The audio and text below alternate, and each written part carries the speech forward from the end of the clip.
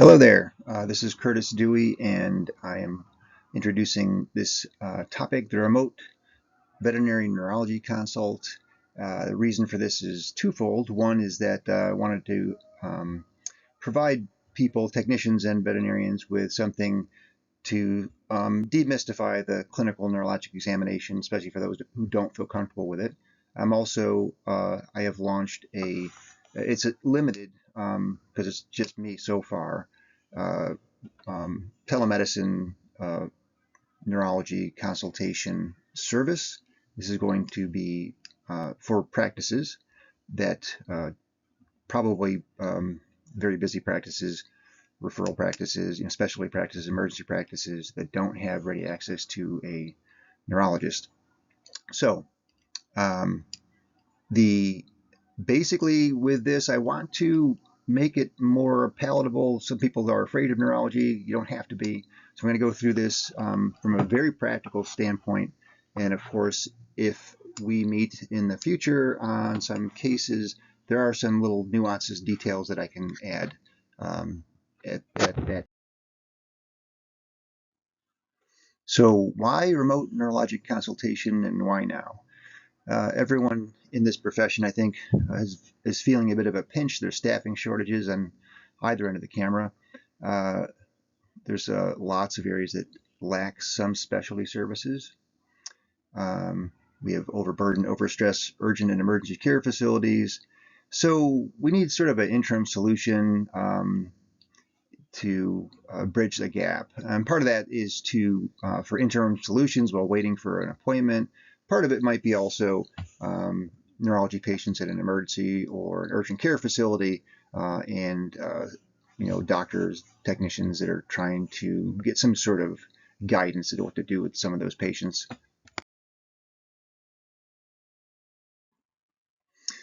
So here's the thing. I mean, not a new concept, obviously. And I'm sure there's other companies that provide telemedicine that you could avail yourselves of. Why me instead of someone else? Well, um, I do have over 3 decades of experience as a clinical neurologist. I'm also a board certified surgeon.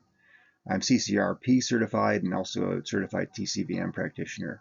So when we do this, I will, if you want to, when we go through the neuroexam, we localize, come up with differentials for, suggested treatments. I will put in other things like potential surgeries that might be needed, physical therapy, um, integrative medicine. That'll be part of the report as well.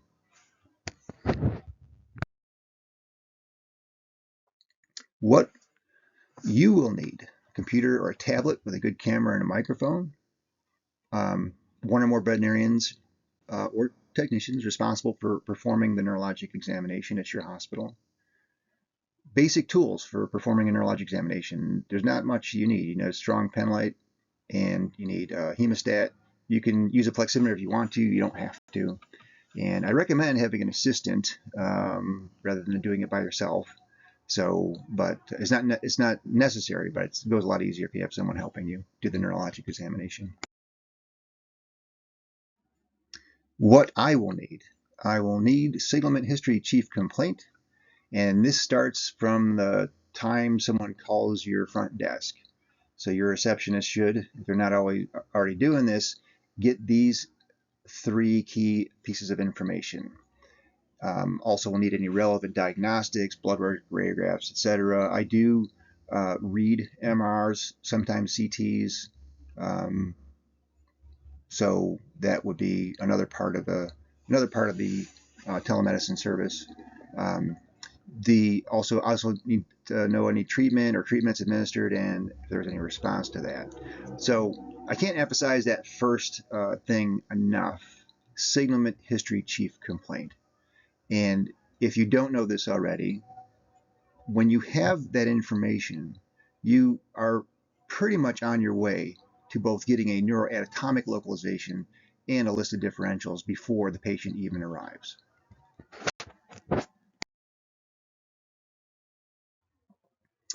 So how will this work?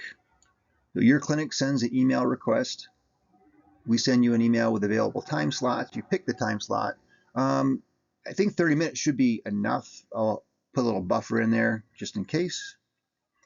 We send the link for the time slot, and then when the time comes, we do this over Zoom and have someone at your hospital perform the neurologic examination with me sort of guiding you through it. And once it's done, I'll tell you what I think, and then I will generate a report pretty quickly with, I have some AI software that I use. It's very good and very quick, very accurate. So. Forms and such. So you need a client form. The client has permission for your clinic to conduct a remote neurologic consultation on their pet. And a veterinarian form, your clinic accepts responsibility for patient care because your hospital has a veterinary client-patient relationship, not the remote specialist. That's the way it works, probably in most states. But we can always double check if you're in a state we don't know. We'll find out if that's the case. What if I don't feel comfortable with neurology? And a lot of people don't feel comfortable with neurology. That's okay. You don't have to feel comfortable. I'm comfortable with it. And if you do this over and over again, you're going to become comfortable with it as well. So this is one of the reasons we're doing this, is that if you do a lot of emergency work, which is one of the targets of this idea, I would say probably 30% of your emergency patients are going to be neurologic patients. This is going to be a way to sort of get you on the right track if you're having problems figuring out what to do next or what's going on, where's it localized. This is something that we can, help steer you toward the right direction and help you feel at ease with these cases and not feel so flustered. Getting started, signalement history and the chief complaint. Keep this brief and to the point. Here's an example. 10-year-old female spayed golden retriever, the 2-week history of behavior changes and circling. You can add some other stuff, now or later, it doesn't matter. It's static, improving, worsening, they do any drugs. But don't add much to this, right? Not right away, because you're thinking right now, with this little bit of information, you're thinking this is probably a forebrain lesion to whatever the side of wherever the dog's circling on. And then top thing in your differential, it's probably a tumor. It could be vascular, depending on, the history, but this is a 2-week history. It's probably not vascular. So just from that, those 3 things, signalement, history, chief complaint, you're on the right track. You probably have a very good idea what's going on with this patient already. So once we do the consult, we get some more information, try to, get a better picture of what's going on. But this formula works most of the time. Where's the error usually in this scenario? Because I liken cases to a story. A story should make sense, should have a plot, should have an ending, should have characters in it. And if the story doesn't make sense, then where's the error usually? It's usually in the history. So something in the history is wrong. And that's something that if it seems unusual during the consult, then we'll dive into that, as best as we can with the time allotted. But generally, don't deviate from this formula. This formula is almost always going to head you in the right direction.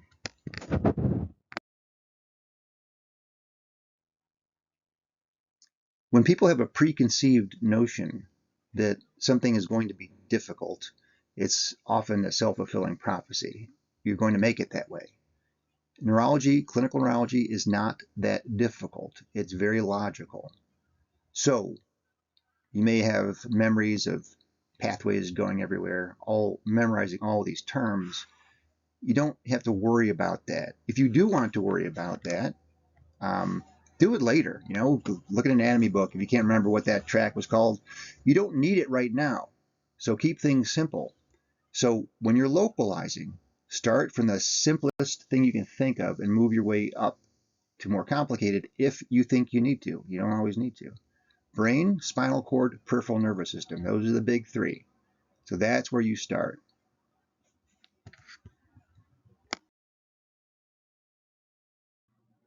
Let's say you're pretty sure there's a brain problem, like dog's having a seizure. Yeah, that's forebrain, front part of the brain. Has to be. That's where seizures come from. So brain subdivisions. Forebrain, cerebrum, diencephalon. Remember, there's two cerebral hemispheres, and diencephalon sort of a relay station in between those two hemispheres. And most things that are sensed by the body, they will cross to be interpreted on the other side. Proprioception, vision, people debate it, but hearing too. If you check some of these dogs with hemi-neglect, their hearing seems to be very much represented on the opposite side of where the sound stimulus is coming from. If the dog's walking, if the gait's pretty good, even if they're walking in a circle, if their gait's okay, that's a hallmark of a forebrain lesion. When their gait's not okay, start thinking about brain stem, if they have other signs of brain disease. And then the last division is cerebellum. Most people that are not comfortable with clinical neurology, if they see a cerebellar patient, they'll often blurt out cerebellum because it's so distinctive. Most of the time. There are some cerebellar things that are a little bit more subtle. Some of the storage diseases, because they're very slowly progressive. But that's something that we can talk about if we, and we will, run across some of these cases. Little nuances that are hard to put into a short talk like this. Well, it's about enough. Moving on. Spinal cord subdivisions. So keep this simple also. You don't really need to worry about C1, C5, C6, T2. If you get it to the cervical region, that's good enough. If their front legs are normal and they've got an ataxic gait or can't walk and the reflexes are okay, that's T3 to L3. When the reflexes are affected, their back legs, it's L4 through caudal. This is a big segment. I usually will break this down. Start simple. I'll say L4 through caudal, and then in parentheses, if it's more sciatic, like the lumbosacral case, I'll say L6 back mainly because the femoral nerve's okay. It's mainly sciatic distribution.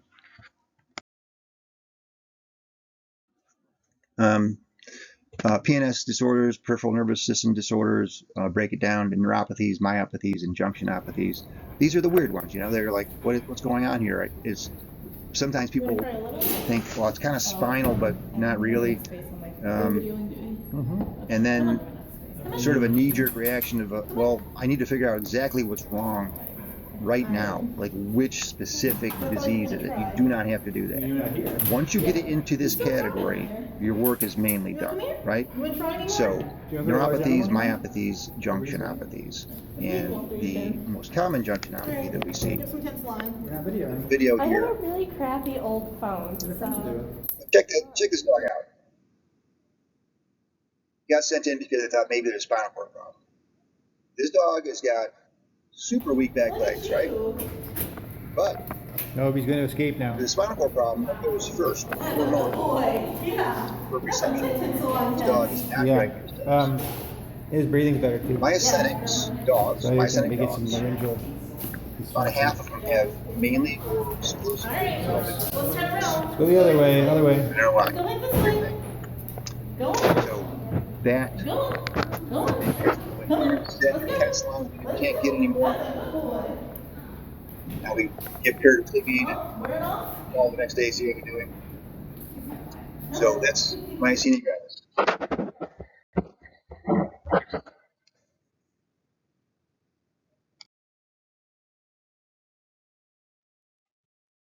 All right. Don't let this be daunting to you. These are the components of the neurologic examination. Different neurologists, different clinicians use different things. This is what I use. I recommend, unless there's a reason not to, try to make it a routine, like do the same order, just so you don't miss things. So these include mental status, attitude, posture. Attitude is a position of the head in relation to the body. Posture is in relation to the body and limbs with respect to gravity. Conformation / muscularity, gait, cranial nerves, spinal reflexes, proprioception, and nociception. And this, you can go through these in an exam really quickly.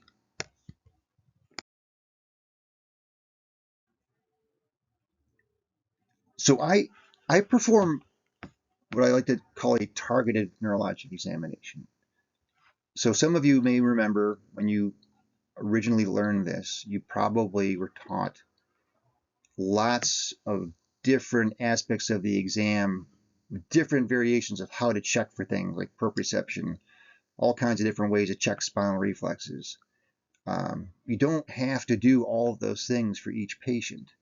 If you already have an idea of what's going on from the signalement, history, chief complaint, and your initial observation, then you target towards where this story is heading, if that makes sense, right?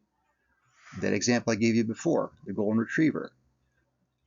Walking in a circle, let's say it's to the right side. Walking to the right, deficits on the left, proprioceptive, vision, doesn't hear things very well, that's called hemi-neglect. That dog is a right forebrain lesion. Do you need to pick that dog up and wheelbarrow it, do extensor postural thrust to reaffirm that your proprioceptive placing deficits are real? Absolutely not. Waste of time. So that's just one example. You already know where this is going, so you target what you're going to do next to save time and also not wear yourself out. So there'll be other examples, obviously, where you don't need to do certain tests for that patient. There's some examples where you're going to add something that maybe we don't do all the time. Like, let's use the hemi-neglect patient. I will use a hemostat and click it or call their name on the hemi-neglectful side, and they'll turn the wrong direction to get to me, right? So little things you add in as you deem necessary or useful to you. There's some other things you check for painful areas that you do for specific locations, which we'll cover in a little bit.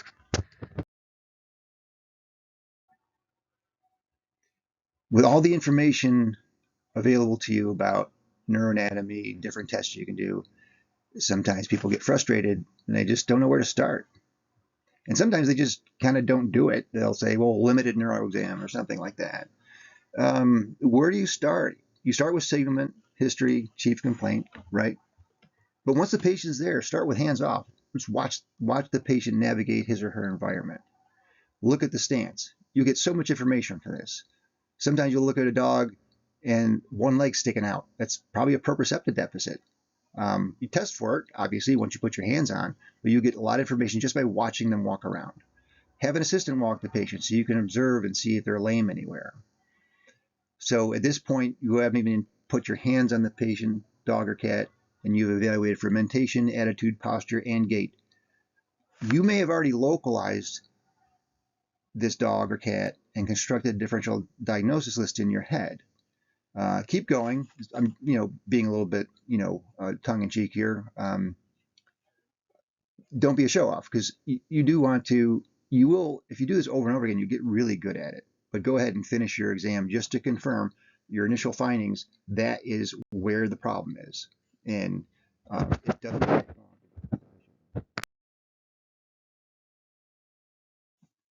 Hands off at first. This is sort of a real obvious example. That dog is it's a puppy with a very sort of dome-shaped head. So hemi-neglect. It does have primarily, left forebrain signs, but the dog's hydrocephalic, so it's bilateral. This other dog that came in with my big head in the way, but you can see that it's got a root signature. Just looking at this dog hold his leg up, that's a root signature. That's a sign of cervical spinal cord disease, nerve root irritation. So watch the patient navigate the environment, look for gait abnormalities, abnormal limb postures, lameness, etc.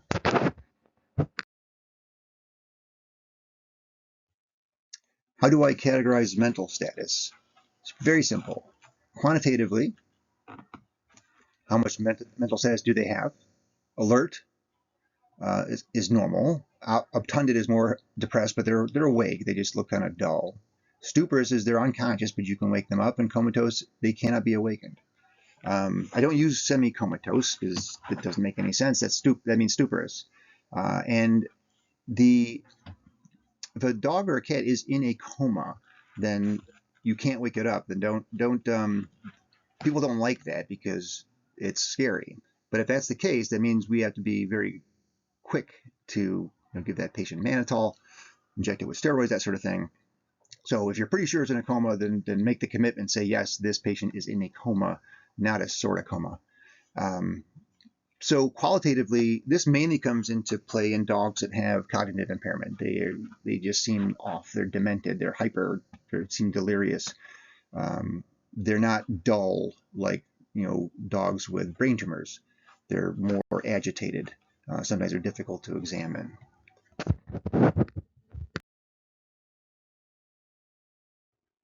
Conformation muscularity. This dog's got short hair, so you can see this real obvious. Sometimes dogs or cats are a little fuzzier. You have to use your hands and palpate them.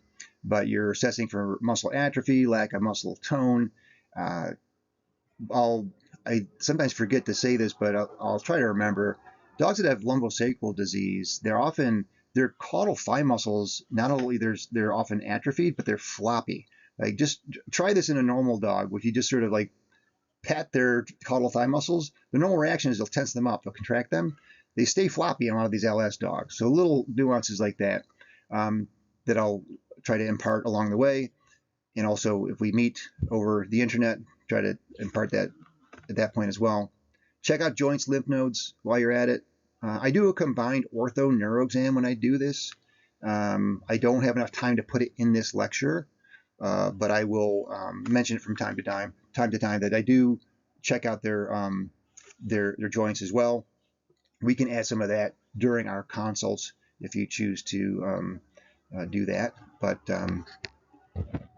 that is a way to see if they have anything else going on affecting their joints. But we'll move on. This may sound a little weird, but what I like to do when I evaluate lameness, I sort of pretend I am the patient and I'm walking.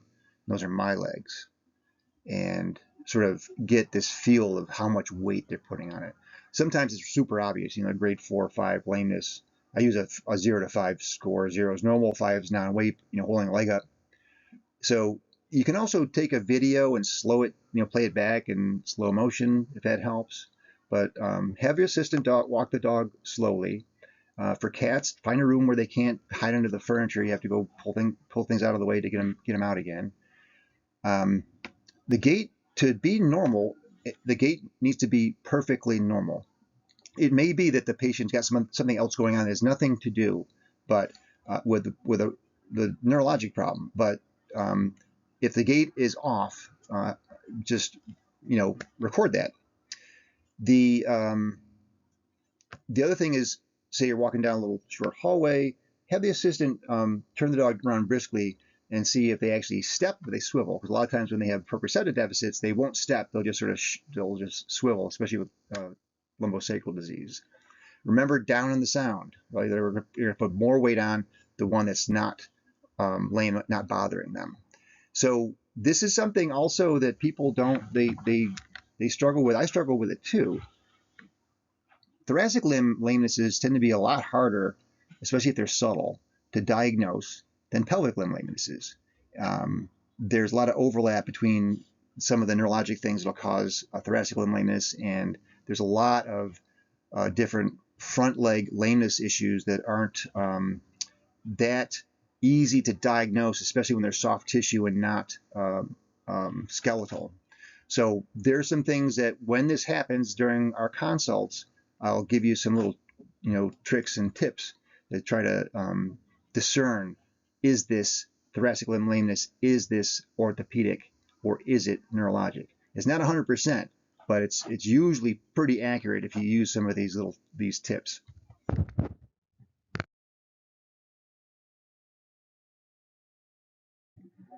Oh no, the cranial nerves, right? It's like, not these again. I thought I escaped this. They're not that bad, really. And lots of diagrams that are a little frightening, but from a clinical standpoint, you can really get this down to a very simple sort of method. First thing is I ignore cranial nerve 1 and 4. You can't really effectively see if a dog can smell okay. 4, the trochlear nucleus and nerve. You're probably not in your career going to see an isolated 4 problem. It's just not a thing. It's next to the nucleus of 3 and some other things, so it's overshadowed because 4 doesn't do much, right? It's kind of a slacker. Innervates the dorsal oblique. 3 innervates a lot of stuff, which we'll talk about in a minute. So 1, don't worry about. 2, of course, importance for vision, right? So for the forebrain, as far as cranial nerves, what do we need to be concerned with? 2, right? Optic nerve. That's it. 3 through 12 are in the brainstem. 3 is in the midbrain.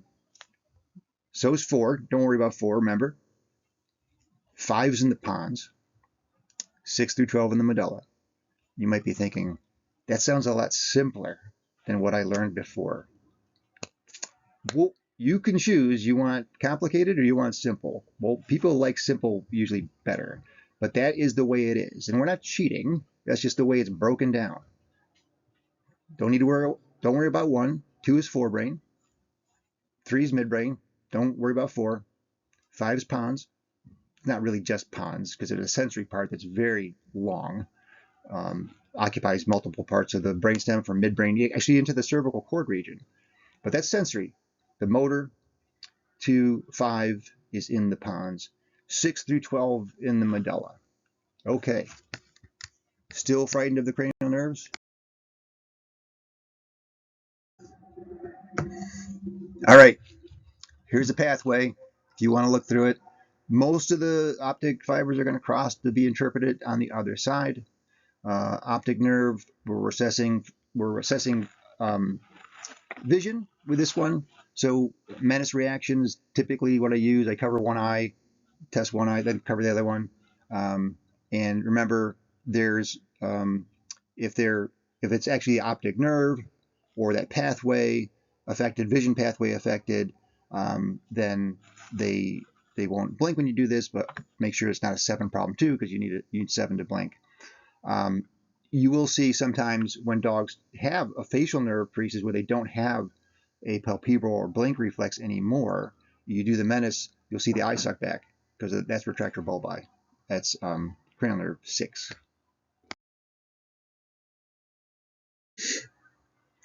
Oculomotor nerve. This is a very busy little nerve. So it's got a motor aspect. It's also got the parasympathetic aspect to it for the pupillary light reflex. The nucleus is in the midbrain or mesencephalon. The parasympathetic part, that's the PLR, like I said. Try to use a strong light source, not the amber-colored pre-pen light you got from the last conference you went to, if you really want to get a good reaction. So the rest of it, the motor part, it innervates most of the extraocular muscles. Which ones? Dorsal medial ventral rectus, ventral oblique, levator palpebrae superioris. Do you need to remember all that stuff? No, you don't. Do you need to remember this pathway with the pretectal nucleus in there? No, you don't. You need to know that it should constrict when you put light in it, and the other side should constrict also if everything's intact. If this nucleus or nerve's damaged, usually you'll see some sort of, you won't have normal oculocephalic reflexes, and often there's a ventrolateral strabismus. And this thing I have got here, it's a little acronym from human medicine. Instead of lateral rectus, they say external rectus. So that'll be external rectus retractor bulbi innervated by cranial nerve 6, abducent nerve. The dorsal oblique, which they call superior oblique, is the trochlear or 4, which I told you don't worry about. All the other extraocular muscles, if you can remember them, which you don't have to, you can use a book and look them up. All the rest are innervated by cranial nerve 3.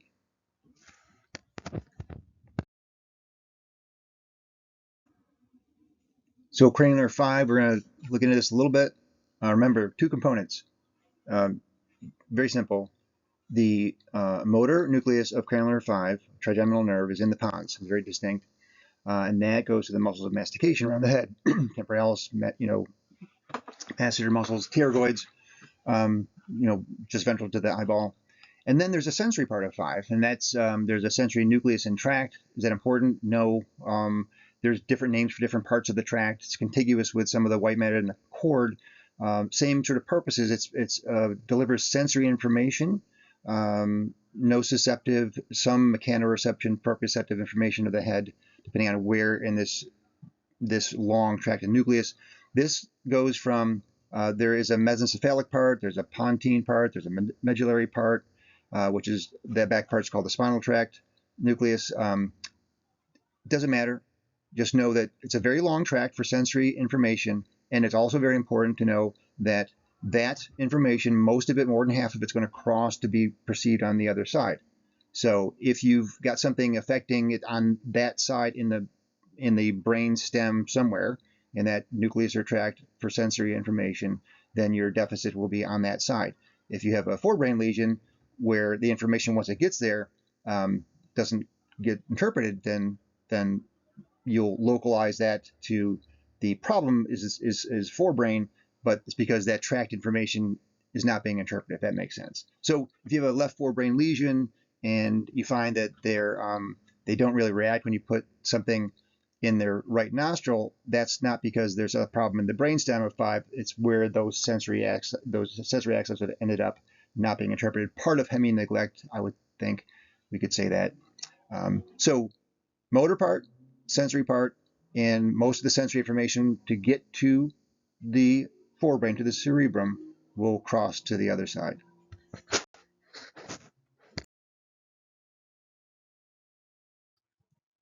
Cranial nerve 6, the abducent nerve, innervates lateral rectus, retractor bulbi. So you want to, when you're looking for that, you want to see if, when you do the head motions, if they're able to track their eyes laterally when you're moving them. Do they retract their globe? If you do the menace, if you want to check and their 7 is okay, just hold their eyelid open and do a menace response and see. You can do a corneal reflex too. I almost never do corneal reflexes anymore. They'll be testing sensory 5, ophthalmic branch, and 6. And they'll blink. They'll try to blink also when you do that, but no one has time for that. Usually not necessary. So the isolated dysfunction of this is really not that common. You will sometimes see some strange combinations of cranial nerves not working, like 3, 4, 6, and maybe 5, sort of with not too many other deficits. That has a couple names. It's called middle fossa syndrome or cavernous sinus syndrome. That is, if there's something, usually it's a mass of some kind, picking off those nerves as they're going towards their foramina, not really in the brain itself, which is right outside of it. So if you see that kind of strange situation, that's what's happening. Cranial nerve 7, facial nerve, motor to the muscles of facial expression. It's also sensory to the inner pinna. That those sensory fibers join the tract of 5 to do the same thing, go to the other side. Most of them go to the other side to be interpreted. Also has parasympathetic fibers to lacrimal and salivary glands. And so most of the 7 things we see are going to be the actual cranial nerve 7 not working. It's pretty common if you look for it. If the patient has got a lateralized forebrain problem, the cerebrum is much more important in humans, primates. The cerebrum has a constant facilitatory effect on the facial nucleus in the medulla. So when that's released, sometimes you'll get a mild contralateral facial paresis. And I find it's best to evaluate that by, see this cat in the lower picture, you put their head up like this, pull their commissure down, let them relax, and you'll see often that on the side opposite of their forebrain lesion, they have a mild commissural droop of their, which is a what's called a, it's a sort of a cerebral influence on that nucleus, not the nerve itself.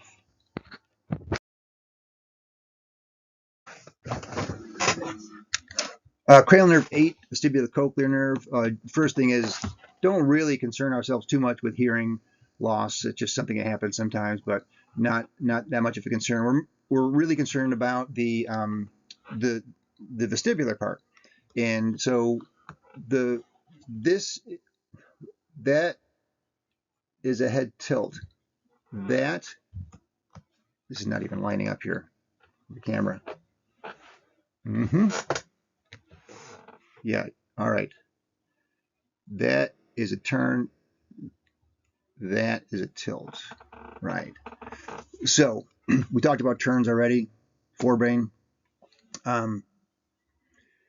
So when they've got vestibular disease, the biggest thing to try to discern really is this a peripheral problem, an inner ear thing, or is it central? Is it in the brain? Remember, the nuclei, vestibular nuclei are in the medulla.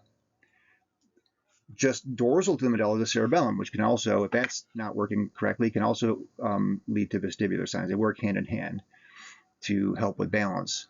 So what do we see with that? We see head tilts, we see strabismus, which is eye deviation, usually ventrolateral strabismus. I find it's best to evaluate if you pick their head up. One eye often drops. And I'll also actually pull their skin back a little bit if it's a very mild one, right on the occipital protuberance, and just make sure it's on midline. You're not making a strabismus. Nystagmus is just spontaneous motion of the eyeballs. Usually, if it's peripheral, it's going to be horizontal or rotary. Vertical usually means central. You're also looking for an ataxic gait. Do they have a wobbly ataxic gait? Sometimes they'll veer to one side, the side with the head tilts on. There's a lot of anatomy, a lot of complexities with the vestibular system. You don't need to worry about really. If they have a head tilt, they've got something wrong with their vestibular system. If they don't have any other deficits other than they can have 7, because it could be a middle ear problem. But if they don't have any proprioceptive deficits, other cranial nerves, etc., then it's probably peripheral. Remember, you can't always tell for sure without an MRI, but that's the biggest challenge really you have to face. You don't have to describe all the different which vestibular nuclei might be affected. That's not really clinically relevant.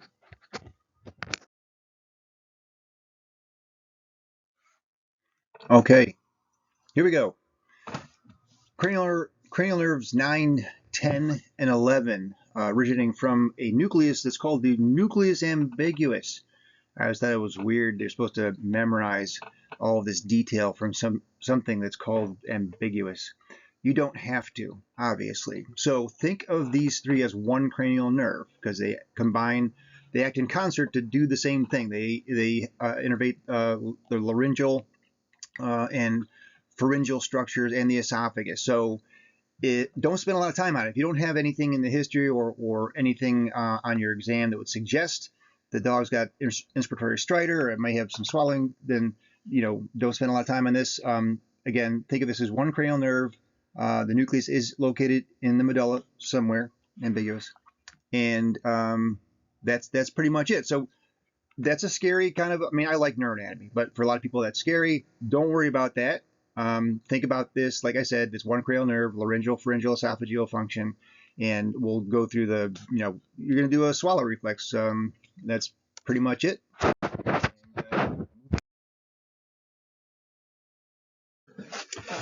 Here we are at the end of the cranial nerves. Wasn't so bad, was it? So my big head's in the way too, but I think you can see this is not real common, but sometimes you will get an isolated hypoglossal nerve dysfunction. Super uncommon, really. So don't spend a lot of time on this. Don't, if you can see the dog or the cat's tongue, that's fine. Don't go any further than that. Cats, a little trick, if you rub a cat's nose, they usually will lick and swallow, so you get to see a lot of cranial nerves at the same time work. 5, 12, 9 through 11. So basically, we're at the end of the cranial nerves, but we got one more thing to go that's kind of like a cranial.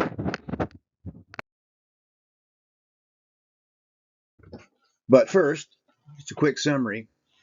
What do we go through so far? Cranial nerve 1, ignore it.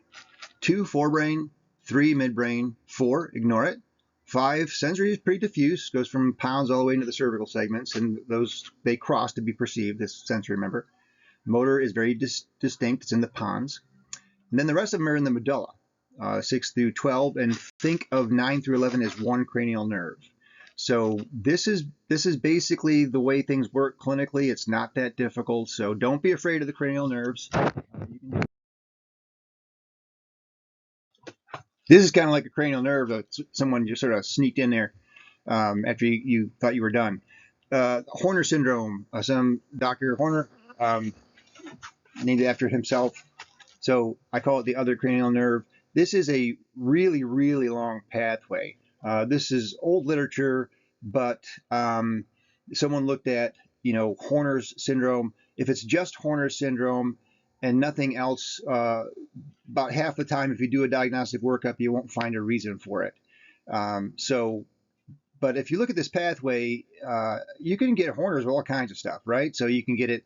This pathway starts in the midbrain, has some influence from the diencephalon, goes all the way through the brain stem, through the cervical cord, synapses T1, T3, and then those fibers will join the vagosympathetic trunk, synapse again at the base of the middle ear cavity, go through the middle ear, go into the cranial cavity, go out the cranial cavity, and then innervate some structures of the eye. So ptosis with a silent P, meiosis, and ophthalmos. They don't always show up all together. Sometimes you'll just see a mild anisocoria. Just in general, most of the time, if you've got a patient with an anisocoria, the little pupil, the smaller pupil, is the abnormal one because they're in a hospital, they're excited. It's a lot more common to see a partial Horner's with the smaller pupil being the abnormal one than a dilated pupil, which you can see with oculomotor problems, sometimes with cerebellar problems, not nearly as common as having a Horner's or a partial Horner's.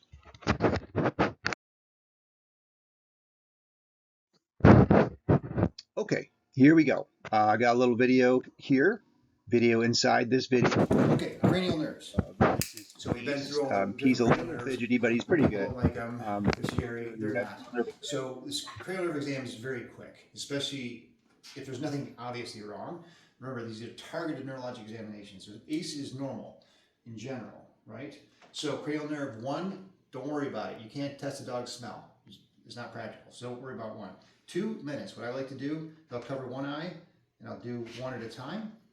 You can use it. You just do it like this if you want to, but they can see with the other eye. So if you're looking for a unilateral vision loss, so that's 2, 3, 4, and 6. They're mainly for ocular motion. So you move the head back and forth, see if they have normal tracking, oculocephalic reflexes. Lift the head up, see it. And I pull back on their skin here, right in the midline to see. Sometimes you'll find a strabismus if you do that when you lift their head up. Of course, that's also 8. So you got 3, 4, 6, and 8. 5, the muscles of mastication. Palpate them because you got short hair, so we know we can see it. Sometimes you got fuzzy dogs, you got to feel if they got, especially unilateral loss of muscle mass. Stop fidgeting. Okay, that's you can check for jaw tones with a friendly dog, which he is. And there's sensory 5. So sensory 5, you can check their muzzles, see if they react. You do the palpebral, which is also 7, efferent.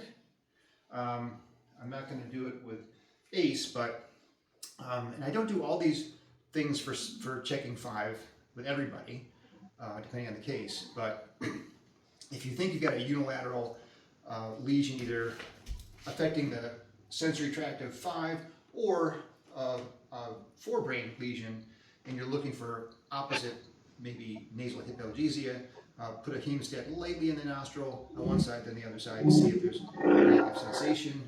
7 also, in addition to the palpebral, you look for any facial asymmetry, which of course he doesn't have. He just have excessive head movement. Yeah, trying to do a video. Can you behave yourself? Lift their head up and see if they got any droopy lips. Because sometimes dogs will have a very mild lip droop with the forebrain lesions. That's on the opposite side.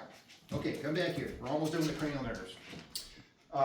The parasympathetic part of 3 is the PLR. Okay, hold on a second. It's nice to have a pen like that works for this. PLR, basically, you're gonna see if their pupils, they should both constrict if it's normal. Sometimes dogs will move their head around because they don't like the light. It's called a dazzle response. So what have we done? What do we got left? We've gone through, we got rid of 2 because who cares? Sorry, 1, 2 we care about. 3, 4, 6, 5, 7. Not too. 8 is vestibular. We looked at that a little bit too. You look for head tilts also, supraspinatus and nystagmus, which would be spontaneous eye movement, jerking back and forth. 9 through 11, think of it as one cranial nerve because they all work together to do the same thing, pharyngeal and laryngeal. As long as he's not having upper airway noise, you can check a swallow reflex by finding his larynx, go right in front and dorsal to it, and just do a little massage action, and you should induce a swallow reflex if he's normal, which he is. And he has a swallow reflex. I don't recommend routinely using your finger going down the mouth for checking swallow reflex because it's dangerous. So that's not something I do routinely either. So last one, 12. Rarely do you see isolated hypoglossal nerve problems, but if it's a friendly dog, you can. Sometimes if you rub, a cat's nose they almost always licks. Dogs don't often do it. You can open their mouth and look at their tongue for symmetry, but looks good. I typically leave that out unless there's some reason to really look at the dog's tongue. But I think they have a brainstem lesion. So that's it. That's and you will notice that I didn't really talk about cranial nerve 4 because it's very difficult, almost impossible to find a isolated problem of cranial nerve 4, trochlear nerve. So that's another one I usually don't really pay attention to. So 1, olfactory, and 4, trochlear, I just don't really pay attention to because it's very difficult to get, and I haven't seen it, I've only seen illustrations of it in dogs and cats. It's very difficult to get a isolated for cranial nerve 4 deficit because that would be have to be. Okay, already. Geez, blathering on and on, aren't I? Oh, so it is that simple, cranial nerve exam. And then you might add some things depending on the individual case. You know, we talked about the hemi neglect case. You may, if it's a suspected Wobbler's caudal cervical, you might actually hemi walk that patient. You don't actually have to hold them up in their weight, but you know, it depends on the case. You may leave some things out from your exam, but let's move on to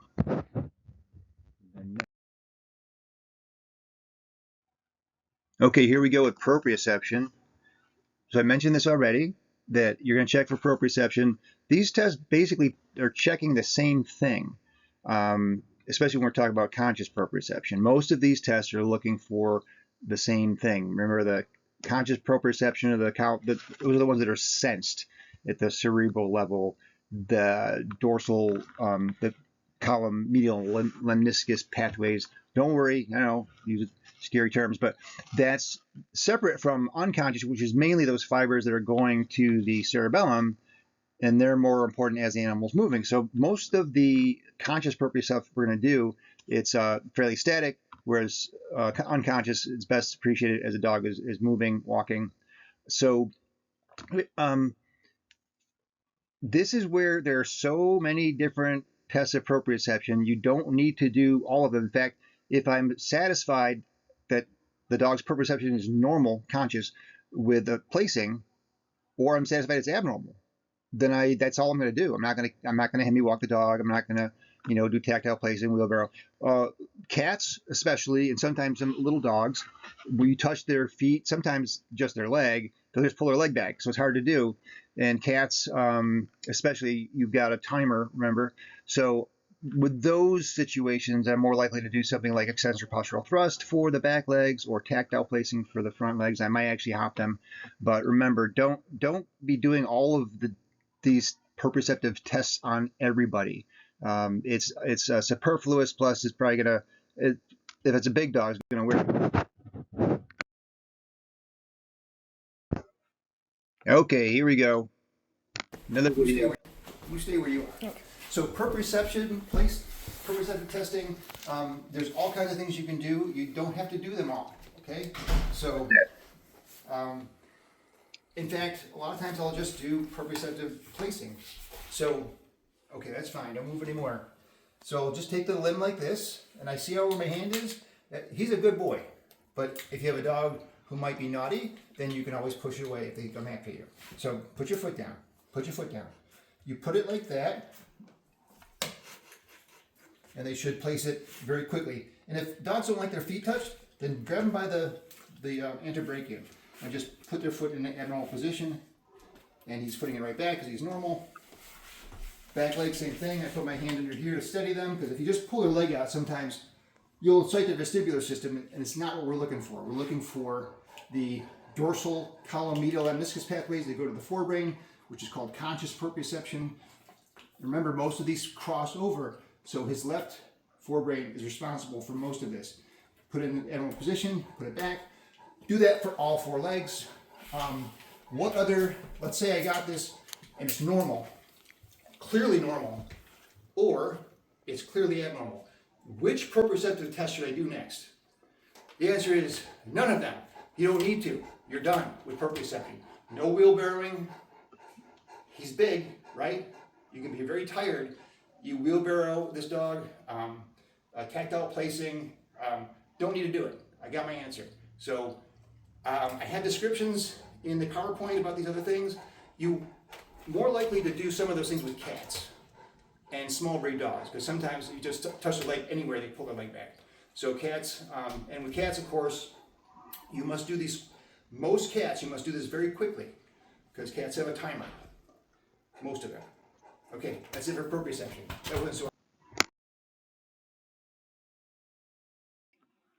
All right, here we go with spinal reflexes. Not going to go through the anatomy, the gamma, efferent, that sort of thing. If you're interested in brushing up on that, then you can read about it. But from a clinical standpoint, there are some reflexes that I don't routinely do. The triceps reflex is just usually don't get a good one, so I don't bother. The gastric reflex, same thing. You can get a good one, but it's kind of a lot of work to do a good gastric. You got to lie them down, and sometimes it's a struggle, and it doesn't give you that much additional information. So the ones I've got up here, patellar reflex is very reliable, very easy to do. You can do it with them standing. You know, I'll just sort of like take the weight off their leg a little bit and hit it with my finger or a hemostat. Again, I keep losing my pleximeter, so that's why I don't use it. I know it's not a great excuse, but so patellar reflex, withdrawal reflex for the front and the back legs, and then the cutaneous trunci reflex. Remember, that's a segmental reflex. The cutaneous trunci is a very thin muscle under the skin. The sensory nerves that will travel backwards from the segment to innervate a dermatome. So if you get a cutoff, then that means if it's a spinal cord issue, that the spinal cord problem is one to a few segments in front of your cutoff. You'll get a cutoff more obviously in dogs that are down, but if you do it very lightly, you'll sometimes find a cutoff in dogs who are still able to walk but have ataxia. It takes some practice to do that. So, and of course, the C8T1 segments, lateral thoracic nerve, is the efferent for the cutaneous trunci reflex. So you might lose that from, either a cervical problem or sometimes a brachial plexus avulsion. They'll pull those nerve roots off, and that means that one side won't contract. Okay.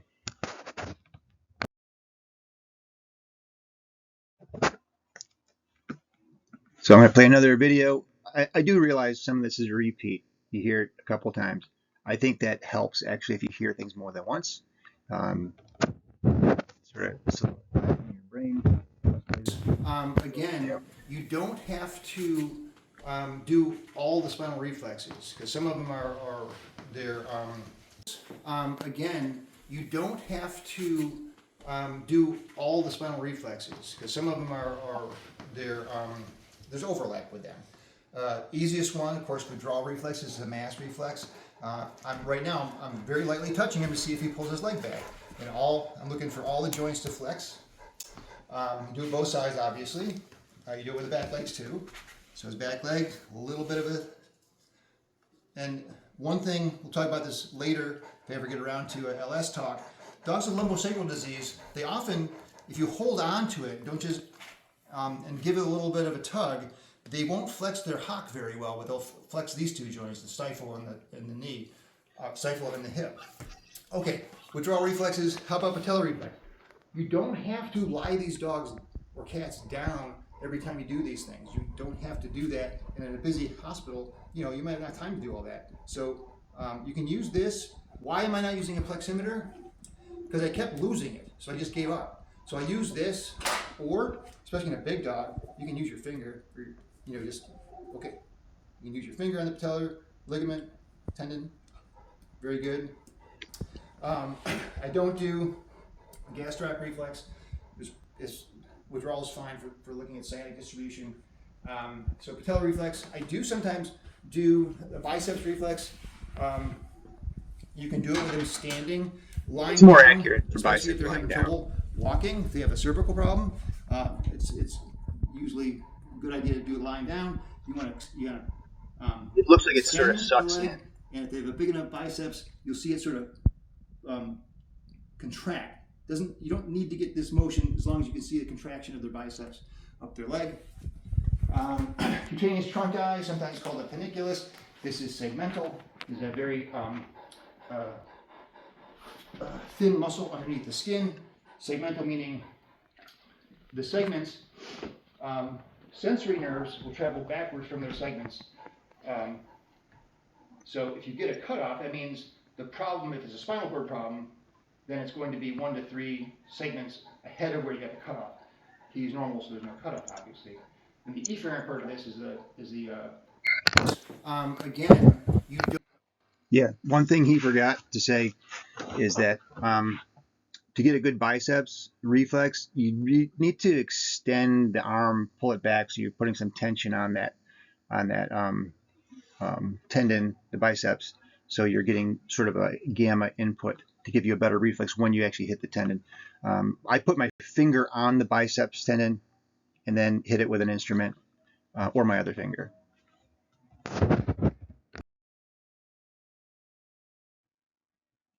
All right, here we are. We're getting close to the end. Thanks for sticking with me. So nociception, what's that? That's pain, right? And pain can be a little bit difficult to sort of explain to owners, because I hear this all the time, and you hear it all the time, right? My dog's not painful, even though he or she is lame. That's not true. They're experiencing pain, and that's how they show it. So we're talking about a couple things here for this slide. One of them is them experiencing a painful situation versus you're checking to see if the pain pathway is intact, right? That's a totally different scenario. So when we talk about the finding areas of hyperesthesia, it'll take a little practice if you're not really doing this every day. And to find the basic principle is the closer you are to the source of the pain, the more likely you will find where the problem is. And there's a couple really stark examples of that. It's something I learned along the way. The other thing is when they're paralyzed, in the back legs, and you're checking for pain sensation. We're looking for not the reflex. We're looking for, do they have a behavioral response to you pinching their toes? That's what we're looking for. They may very well have a withdrawal reflex if it's T3 to L3. If it's L4 back, they might not. But that's not, right now in this part of the exam, that is not what we're looking for. You don't want to make the mistake of saying, I pinched their toe, they pull the leg back. That means their sensation is intact. That stimulus you're giving needs to get through the entire spinal cord up to the brain. So they show you, hey, cut it out, it hurts. The way things go, and we'll repeat this, if you see an animal go from ambulatory to non-ambulatory to no nociception, no deep pain sensation, you don't always, right? Sometimes they're down very quickly. If you see that, if it progresses slowly enough, first thing might be they have some pain because their back hurts, but function-wise, the first thing is proprioception. They're the most superficial fibers in the cord, right? Deep to proprioception are motor. Then they have motor problems. Once they can't walk, the sensation, the next level is superficial sensation. These are the large myelinated fibers that convey sort of fast, sort of pricking sort of pain.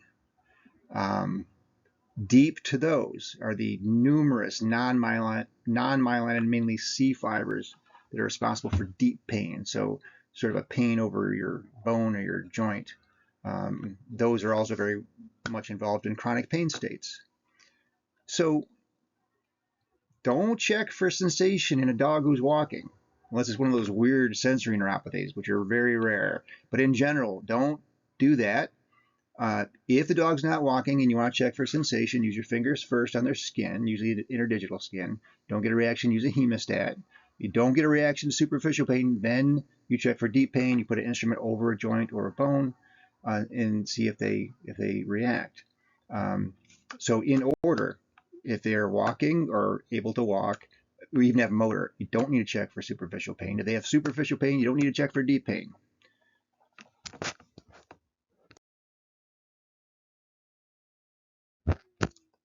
Okay, here we go. I'm going to show you how I check for pain or hyperesthesia in different regions. All right, nociception. What's nociception? It's basically pain, pain pathways. So we're looking for our patient, and again, these are targeted examined. All right, nociception. What's nociception? It's basically pain, pain pathways. So we're looking for our patient, and again, these are targeted examinations. So what you're going to do is going to depend on what your suspicions are. So I have no suspicions because he's a normal dog. But I'm going to tell you a few little tips and tricks. When we're talking about checking for does a patient have sensation, and that's usually the dog with a T3L3 or lumbar spinal cord problem, they can't walk anymore. What you're looking for is very important. You're looking to see if they perceive the stimulus. People still sometimes confuse this. We're not looking for if those segments are intact, the lower motor neuron segments are intact, like for a T3L3 lesion, you'll get a withdrawal reflex. You should. We're looking for, do they feel it? Do they respond in some way? So normally it looks like it happens at the same time. They'll pull it back and they'll let you know. It's a little bit delayed getting up to here, but if they don't respond, if they're paralyzed and they don't have sensation, that's a prognosis thing. So, but the way it works is, if you have a dog who's walking, you can assume they've got superficial pain sensation, right? If they have motor, you can assume they've got superficial pain sensation. That's the way it goes with spinal cord problems. It's proprioception first, wobbly gait. If you see it progress, sometimes it's so fast you don't, but if it progresses slowly enough, it's going to be proprioception, proprioception, motor, superficial pain, and then deep pain. So don't do deep pain testing in a dog who's walking around. That's just rude. Okay, so it won't take much of a stimulation to him tell me that, hey, cut it out, I don't like that. Nope, he's trying to get away from me. He's very polite, but he does not like it. He's looking at me. Same thing with this leg. I'm pinching the skin between his toes until he gets a little irritated. Oh, I'm sorry. See, he let me know. You don't need to do anything more than that. That's with my fingers. So you don't have to test superficial pain in a dog who's walking around. So you can leave it out. You can assume it's there. So looking for things that are painful, hyperesthesia. Come on. He doesn't like it. I pinched his toes, now he's upset with me. Again, it depends on what you suspect is going on, how much you get into this, but what I do for back pain, for most of the back, I'll take my thumb and my finger like this, and then I'll just push on either side of the spinous processes, see if there's any reaction. For lumbosacral in particular, there's a few little tricks. And actually, Ace has some lumbosacral pain, so I'm not going to push too much. But you find the wings of the ilium, find L7 is right between them, and this is the divot where L7, S1 is. And you can use your thumb, you can use your thumb and your finger, put a little pressure on it, and he's getting a little antsy with me, he doesn't like it, because he does actually have LS disease. Other thing to check for LS pain, normal dogs, you can put their tail over their back. It's very limber. With dogs that do it slowly, so you don't really upset them, Slowly extend the tail. And when they start to get antsy, he's getting antsy. He's looking at me. Okay, as far as I'm going to go. 2 acupuncture points, bladder 35, one on either side. They often are painful when you press on it if they have lumbosacral disease. And it's often, if it's asymmetric, the side that's more lame or more painful is the one you get more of a response out of. This underneath the iliac wings, in this little space here, is where the L7 nerve root sits. So if you get underneath here and you palpate, if they're normal, they don't care. If they've got lumbosacral disease, they start getting a little antsy. Again, if they're more lame on one side, you'll get more reaction on the side where they're lame. One more thing for LS pain, I should get around the back here. This groove between the biceps femoris and the semitendinosus, this is the sciatic nerve runs down fairly deep between these muscles. But if you get in here and just sort of massage and palpate in a normal dog, they don't care. If they have LS disease, they'll look at you funny and they'll often lift their leg up, like Ace is doing because he's got LS disease. And of course, you do it both sides. I won't because that would be impolite of me. Neck pain. Look at the size of this dog's neck muscles, right? So doing this usually does not find any neck pain, even in a little dog or a cat. Doing this is also usually a waste of time. This is what you do to find neck pain. Whoop. Take your hand like this, push the C6. airway aside. I can feel these ventral processes of the vertebrae. I can feel the plates of L6. There's not much, there's a longus coli and some strap muscles between my finger and his neck. So, and I press up, and if they have neck pain, they'll let you know during this. This doesn't usually work. Moving their head, you just this you can find it, and you can localize it pretty well. Going underneath like that. Head pain. The best way to get head pain in most cases is to find right above the back part of the head, right above the zygomatic arch, where the temporalis muscle is attaching. It's mainly fascia in your right on bone. He's just getting bored. And you just press. See, if they react, because he doesn't have head pain. Dogs that have caudal lesions, except tumors or Chiari, you find the external protuberance here, right around the side here, and just squeeze. Typically. All right.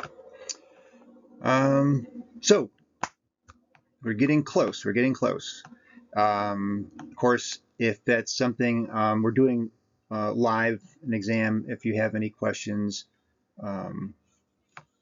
about how to do these things, we can go over them again in a little more detail. But we've got a few more slides to go. Almost to the finish line.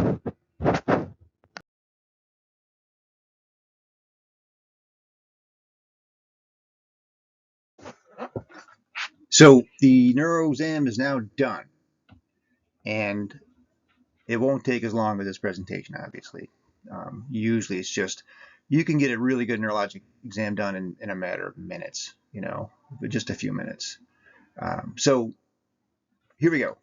You arrive at a neuroanatomic localization once the neurologic examination is done. And don't waffle on this one, okay? You put the work into it. You know what you're doing. Don't just say, I think there's something wrong with the, brain or the neck or somewhere. I think there's neurologic disease.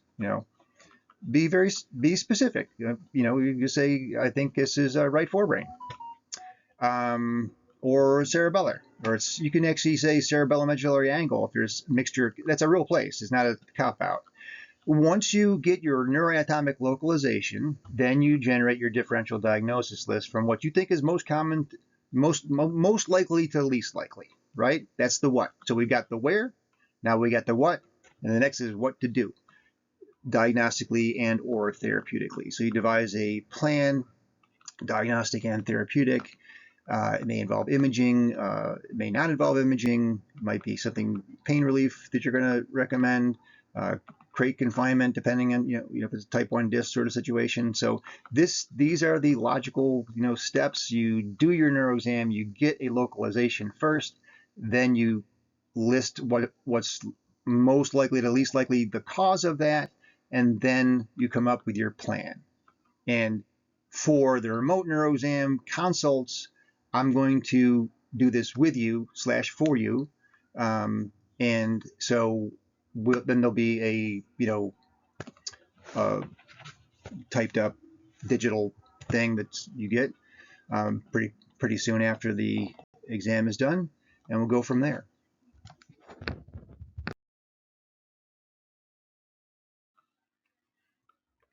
All right. That's it. That's the end. You made it. So at this point, you can obviously go through and review these things if you want to. Hopefully, if you were not comfortable with the neuro exam, you're more comfortable now. This is something you can do. And if it's something that you want your hospital to be involved with, the remote exams, of course, I will be here with you. You don't have to go on memory or your notes or whatever. So good luck. This, just to remind you, this is a race approved, and it's also New York State Education approved. So for technicians and veterinarians for 1 credit. So just to let you know that. Oh, it's free too.